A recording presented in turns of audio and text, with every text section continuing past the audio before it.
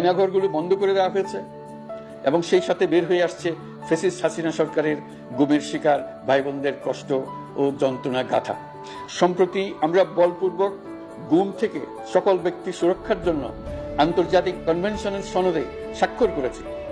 ফলে স্বৈরাচার দ্বারা প্রতিষ্ঠিত গুম সংস্কৃতির সমাপ্তি ঘটানোর জন্য আন্তর্জাতিকভাবে আমরা প্রতিজ্ঞাবদ্ধ হলাম। এছাড়া আমরা ফ্যাসিবাদ শাসনের 15 বছরে গুমের প্রতিটি ঘটনা তদন্ত করার জন্য পৃথক একটা কমিশন গঠন করছি। যেসব পরিবার তাদের নিখোঁজ পিতা, স্বামী, পুত্র এবং ভাইদের পাওয়ার জন্য বছরের পর বছর যন্ত্রণার সাথে অপেক্ষা করছেন, আমরা আপনাদের বেদনায় সমবেথী।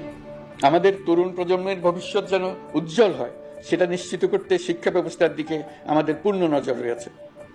ইতিমধ্যে প্রথম শ্রেণী থেকে দ্বাদশ শ্রেণী পর্যন্ত বর্তমানের ত্রুটিপূর্ণ শিক্ষাক্রম পরিবর্তন করা হয়েছে। বই সংশোধন ও পরিমার্জনের কাজ শেষ পর্যায়ে আছে। এই সংস্কারের কাজ